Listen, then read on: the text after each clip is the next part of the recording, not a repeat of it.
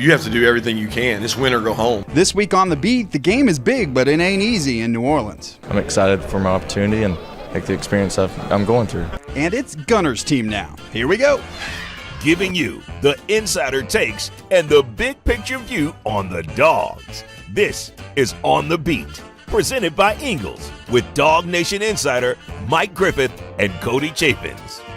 And welcome into On the Beat. It is New Orleans and Sugar Bowl edition. Cody Chaffins and Mike Griffith with you. Mike, we pulled you away from Bourbon Street just long enough to do this show. That's right. Get me off the street and get me back in the media room. So it was in this room today. We had Media Day. Great coverage all day long on our DawgNation YouTube channel. You can check out all that stuff after this show tonight. We'll get into a little bit of that coming up on the show today. Mike kind of went behind enemy lines. Yeah. Got to talk to some Notre Dame folks. We'll share that with you. We'll also share what we saw, our boots on the ground at Georgia's practice today. We'll get into all of that. But first, Mike, as we take a look at Media Day and what all went down, got to hear from Gunner Stockton for the first time. What was your big takeaway? Well, I mean, Kirby is, chippy as ever. The players seem loose and relaxed and having fun, confident. Notre Dame likewise. Notre Dame pretty dialed in. They kind of trying to play that underdog card. But, you talk to Georgia and Kirby's talking about how some losses may have been needed, Cody, for them to learn this resiliency, learn some lessons early about what it was going to take to navigate that schedule and get to this stage of the playoffs. Everybody wanted to talk to Gunner Stockton, and everybody else was talking about Gunner Stockton. And everybody kind of had the same message. We all believe in Gunner Stockton. What did it take for this team to already have this confidence in him? Well, I think all the practices, that Gunner's been through. I mean, behind those curtain gates, there's practices going on all the time. A lot of best on best for Georgia. And talking to the players about that, when you're lining up across from the starters on offense or defense, you get a pretty good idea what it's going to take in the Sugar Bowl on Wednesday night. So I think the players have confidence coming out of that preparation. And I think all the work that Gunner has done and how he's carried himself the last 3 years. I mean, this guy he may be new to the people watching on Saturdays, but he's been in the program 3 full seasons and obviously had a pretty decorated career being the state of Georgia's all-time passing leader and touchdown leader, too. Yeah, and he's definitely earned the respect of his entire team. We get to talk to Georgia a whole lot. So, there were some players in there sprinkled in we hadn't talked to, but for the most part, we know them. Notre Dame we got to hear from for the first time, too. Obviously, we'll share some of those interviews coming up in just a bit, but what was your sense of Notre Dame now getting to see them in person? I mean, this is a really confident and well-coached program. You can tell that, Marcus Freeman's done a great job in 3 years, and you look at the coordinators and where they've been. And, one of the guys that I covered at Michigan State who's now a coach and coached at Alabama, I'm excited to bring Max Bullough to us, here in just a few minutes. You're going to hear about Notre Dame preparation. And then Notre Dame's most dangerous player is going to talk to us. You're going to be able to sense that poise. I mean, this is a confident, poised Notre Dame team. You have two teams right now with a lot of confidence in one another and a lot of belief that they're going to win that game on Wednesday night. So I was kind of behind the camera going with Brandon Adams as we went around Media Day. One of the interviews he did was Sean McDonough, the man who's going to call the game. And Brandon said, hey, the Notre Dame we think of is the Notre Dame getting blown out in playoff games or not showing up in the BCS National Championship. Is it still like that? And he said, no, to put all that out of your head. And Kirby Smart kind of along the same lines was asked on the podium, hey, what's different about this Notre Dame team? And he said they look like an SEC team, which is the biggest compliment. Yeah, a physical team, and these are guys that are really skilled at different positions. You look at the quarterbacks, who would you rather have? A Gunner Stockton making his first start or a Riley Leonard that, had the entire season and had that career at Duke also. So Notre Dame with some advantages. Notre Dame also big and physical, like Kirby was saying, at the line of scrimmage, and some skill guys that can take it the distance. So, I mean, this is a very formidable team. There's a reason why the spread on this game has been 1 point or 1.5 either way. It's going to be a tight game Wednesday night. Earlier this week, Michael Williams, they asked him, hey, does Riley Leonard, does he remind you of anybody? And he kind of chuckled, and he said, well, he reminds me a lot of Haynes King at Georgia Tech, and we remember what Haynes King and the running quarterbacks, what they do to this team. How can they be different this time around? Have they learned the lessons of how to stop a Jalen Milroe or a Haynes King, a running quarterback? Yeah, well, you hope so, and the whole key is going to be this gap discipline. One of the things Georgia does so well is moves to the ball quickly and tackles in a swarm, but if you move too quickly, that aggression can be used against you, and that's where Georgia Tech had some success with their ability to pick their way down the fields. I think you're going to see Notre Dame try to do the same thing, although they're even more dangerous at the skill positions. So I think you're going to see a lot of gap integrity, and that means guys just doing their job. You can't just go right to the ball. You got to play your assignment first, because Notre Dame's going to look for those open holes and those cutback opportunities to make some yardage. On Friday in Athens, we were able to see Georgia practice, and they actually practiced at practice. The big question is, would we see that when we had the practice availability inside the Superdome? We'll show you right now. It's boots on the ground.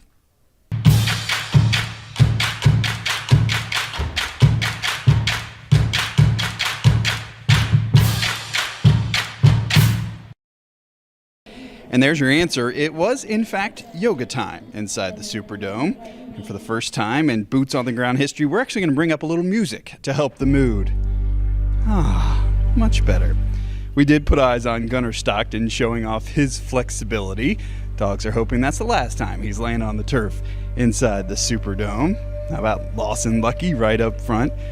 This yoga is something Georgia's done for years now at the end of practice to get a good stretch in. You can see the instructor up in the front. She was on the microphone giving everybody instructions and a little history lesson with this. You know, Georgia did this in the run-up to the national championship in 2022. They let us get a view of a yoga session before the Peach Bowl, of course, when they beat Ohio State, and then a little bit before the TCU massacre in the national championship game. Now, to be fair, earlier in the day when Notre Dame practiced inside the Superdome, it wasn't really much like football practice either, more of a walk through. The Gold Domers were without the gold domes as they kind of walked through getting ready for the Bulldogs. And we'll finish with one final shot of those downward dogs, and we'll ask that you namaste right there, as we will be right back. It's On the Beat, presented by Engles. It's good! He could go all the way! Yeah! At Engles, we're proud to partner with area athletics, from Little League to the pros, college tournaments to high school heroes. It's all in the bag. You ready? Hold on, let me check the score. Engles, low prices, love the savings. Well, what a scene it was on the tarmac of Louis Armstrong Airport as the Georgia Bulldogs pulled up in their Delta Airlines plane. The Dogs making yet another trip to the Sugar Bowl and yet another trip with Delta Airlines. They are, after all, the official airline of UGA Athletics. And how about this fun fact? Delta's relationship with UGA dates back to 1980 when the airline transported the team under then head coach Vince Dooley to beat Notre Dame in the Sugar Bowl in 1981. We are thankful to have Delta Airlines, a new partner with us here at DawgNation and sponsoring On the Beat tonight. Now it's time to catch up with Mike Griffith, who went behind enemy lines to talk to the Notre Dame Fighting Irish. Well, Mike Griffith here, and I'm here to interview Max Bulla, a guy that I got to cover when he was a player at Michigan State, one fierce middle linebacker, and now one fierce linebackers coach for Notre Dame. Max, you once faced Notre Dame as a player. Now you're a part of that staff. Tell me a little bit about the Notre Dame culture now that you're inside of it instead of lining up across from the Irish. Well, I think, Notre Dame's always had a rich history. My family's actually part of that on the other side of my family. But to get in the locker room and in day-to-day with these guys, they're just – and again, I'm not from here, but we say it in recruiting, we say it to our players, it's different. Okay, these kids learn a level of maturity that at least I know from my experience I didn't learn until years after college. I mean, they learn to do the cliches that we all hear from little kids. Eat the frog in the morning, do the hardest thing in the morning, and then, the rest of your day is better. Schedule your time block, schedule your day. So all those little things that, no one likes to talk about, none of the sexy things, but it's what builds, the foundation to be a successful player, but also successful later in life. That's what's different here. And it's been really fun for me to be around, to be honest with you. I've learned a lot from being around these guys. College football, quite a family now, Max. Again, played at Michigan State. Nick Saban once coached there. Mark D'Antonio, your head coach, learned from Coach Saban. You coached under Coach Saban. Any similarities that you see between this Notre Dame winning culture and what you learned while you were at Alabama? At the end of the day, it's about the players. The coaches creating a path, a plan, a goal, a vision, and the players ultimately buying in and taking ownership of that. That's at the end of the day what's most important, I think, at this part of the season. And nobody has done that, in my experience, better than the guys we've had in our locker room this year. Now, does that guarantee us anything? No. It doesn't mean anything. I've been a part of a lot of special teams. Going back to Michigan State, I think we had some really special teams.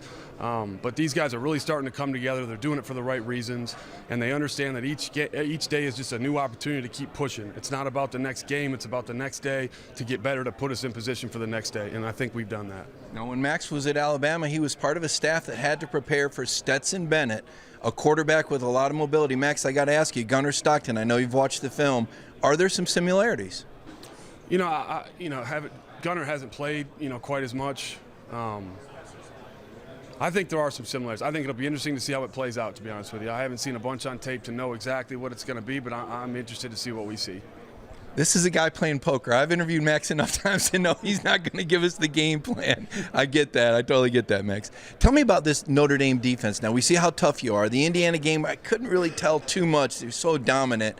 Tell me about some of the special guys and what's made Notre Dame so resilient on defense this year. Well, we had some guys come back. We had Xavier Watts come back, who's a heck of a football player. But a leader and a racer out there, if you will, for us. Jack Kaiser's a guy that every time he steps on the field sets the record for, most games that Notre Dame played. And then we have some young guys. I think that if you'd ask Coach Freeman the last couple seasons in Chad Bowden are starting to be, you become a head coach, it takes 2, 3, 4, 5 years to get, your kind of people in there, or at least, the people that you want to work with. And I think that's showing up with the young guys. I think we have positive leadership from the older guys that decided to dig in and come back and stay here for the right reasons, and it means something to them. And then to have young guys with some talent behind that, seeing that and learning from that, that's, kind of where we're at now, and hopefully that's where we're headed. Yeah, no doubt. Sounds a lot like Kirby Smart coaching up the bottom of the roster, the young guys learning from the veterans about the team culture. I want to flip it over to offense. Max, you see these guys all the time. Riley Leonard, Jeremiah Love, these guys jump out at me. Tell me about these guys. I mean, Riley, just whenever you watch him, he's gritty, and I can't really give much more of a compliment to a player. He's a gritty football player, and he's a winner. You want the ball in his hands at the end of the game. Whatever he's doing with it, he can figure that out. But he's a guy that's proven to be a winner, and that's something I respect more than anything. Jeremiah Love, in my opinion, is up there to be one of the best, if not the best, in the country. I'm not talking about numbers. I'm just talking about pure ability. The guy can do it all. He's scary when he's split out. He's scary out of the backfield. He can hit the A gap fast. Like he really can do it all. So it's been good for us to play against him. We just did one-on-ones against them the other day in practice, and it's been extremely beneficial for us to learn, in practice before Saturdays from them. Great stuff from Max Buller. Rising star in the coaching ranks, outstanding linebacker to cover. Thank you, Max. I appreciate it. Thanks for your time. I'm here with Jeremiah Love. This is the home run hitter. This is the game breaker. This is a difference maker. Jeremiah, I know that Georgia was on you coming out of high school. Tell us a little bit about that recruitment before you ended up at Notre Dame. Georgia just kind of hit me up. Their running backs coach, Dale McGee, I believe. Yep, Dale McGee. He was really cool. He did a great job recruiting me, but went up for my Georgia visit, got to meet their head coach, Kirby Smart. It was a great school, great environment, great facilities, great coaches, but, it just wasn't the place for me, I felt like. But they showed me around well. But yeah, then again, it just wasn't a place for me, I felt like. With good reason. Jeremiah was a 100 meters champ. Indiana found out the hard way. It was like a 10-600, dude. They're like, what are you, 200 pounds doing 10-600? That's not supposed to happen. Tell me about that game-breaking speed, and have you always been a lightning quick back? Because you also have some running skills, not afraid to run over people either. I've always been fast. Pretty much my whole life, I've always been faster than others. I've always been very physical, too. In high school, I didn't really have the weight I had now, so I didn't really run over people as often. But I've always most definitely had the skill. I've always been a good lead blocker. Always been a team player. But yeah. Yeah, Georgia knows. They've been watching a lot of film. Now, Coach Denbrock has joined your staff. This is a guy that coached a Heisman Trophy winner at LSU. What has he brought to the offense? You guys look very multiple out there. I believe that he's brought explosiveness, bringing over his offensive scheme and stuff like that. Definitely, coming off of really coaching a Heisman Trophy winner. But he's most definitely brought explosiveness, variety. There's a variety of ways we can make plays out the backfield, wide receiver room, and a quarterback. So he just brings variety and explosiveness, and he's also just a great person too. He's a really cool person. Sometimes doesn't even feel like he's our offensive coordinator or doesn't even feel like he's a coach, the way he interacts with us. But, yeah, he brings a lot of things to the table. Now, we know, Jeremiah, you're a student of the game. It's not just take the ball and run and look for a hole. When you look at this Georgia defense and you see a guy like 13, 11, 32 on the edges, how much of a challenge does this present for your offensive line and for you in the Sugar Bowl? It's going to be a great challenge for me and for everybody on the team. They're a great team. They got great players, great D-line, great linebackers, great secondary, great players really just all around the board. It's going to be a great challenge for us, for them, and we're going to go out there and compete like we do with any other team. They're going to come out there and compete as well. This will be their first playoff game that they played, but they've been there before, so they know what to expect. They know how to prepare and all that type of stuff. But it's going to be a great matchup. They got great linebackers for me and the backs to compete against, and it's going to be a battle of who can be the most physical and who can really last the longest. Last question for me for Jeremiah. Obviously, there's been a lot of build-up to this game. The point spread is very close. A lot of people calling it a toss-up. What has this season meant for you, though? Notre Dame had that tough loss to Northern Illinois, backs to the wall every week. What does it mean just to be here for you? It means a lot. I've been training with these guys ever since last January.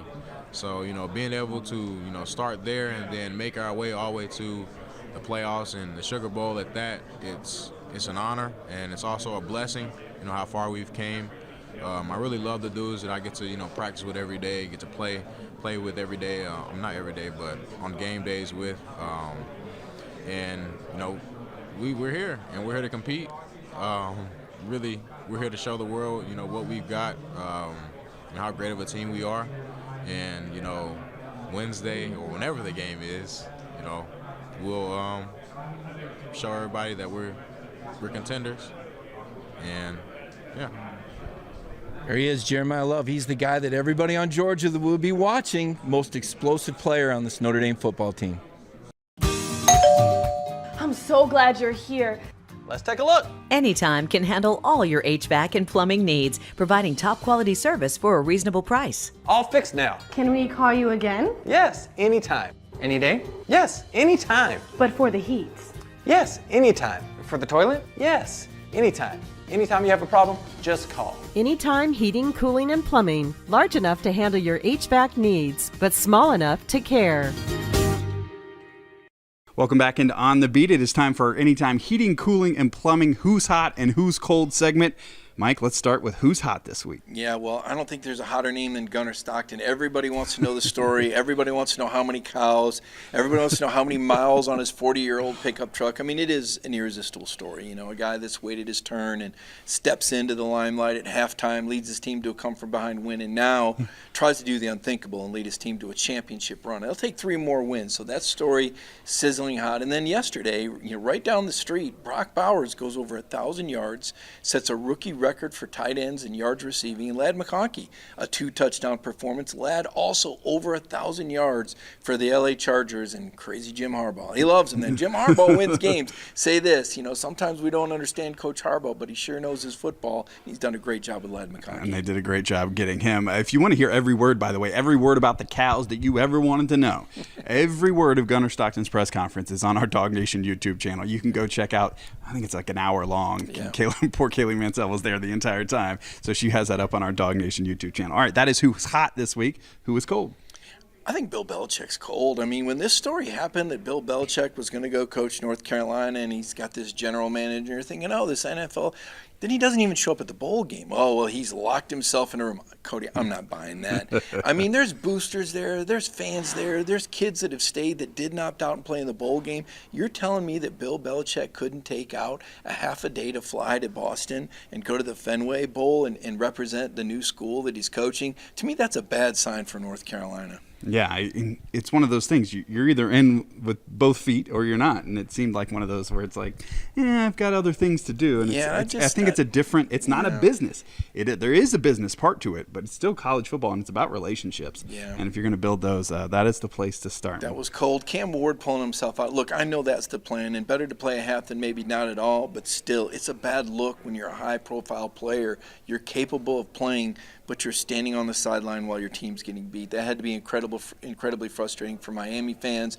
I think it sets a bad example. I think college football needs to find some answers, and these NIL deals need to have some clauses where these kids play the season out. Right, and that's my question is the NIL deal, did he have to show up to play some, and then maybe he could get off the hook in the second half? But I think you're totally right. He would have been better off just not showing up. Yeah. Then you don't have to answer all those awkward questions about watching your team when you're fully capable to go out there and struggle and then lose the ball game. Yeah, that was a tough one. We did find out also, Cody, and I know we have this story up on DawgNation, Carson Beck will be on the sideline.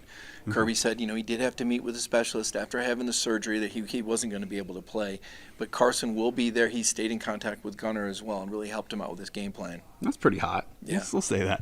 A lot of good stuff today. We appreciate Mike and all the interviews he got. We got all of that stuff up on our DawgNation YouTube channel. And we're going to have a ton more coverage as we lead up to the big game here in the Big Easy, Georgia and Notre Dame and the college football playoff quarterfinal. Can't wait. It's Georgia and Notre Dame in the Superdome again. Yeah, not that far away. Georgia now with a 7-game bowl winning streak, Cody. That's the longest in the country. It started right here against Baylor after that 2019 season. See if they can roll on. All right, that'll do it for this week on The Beat. We'll see you right back here next Monday.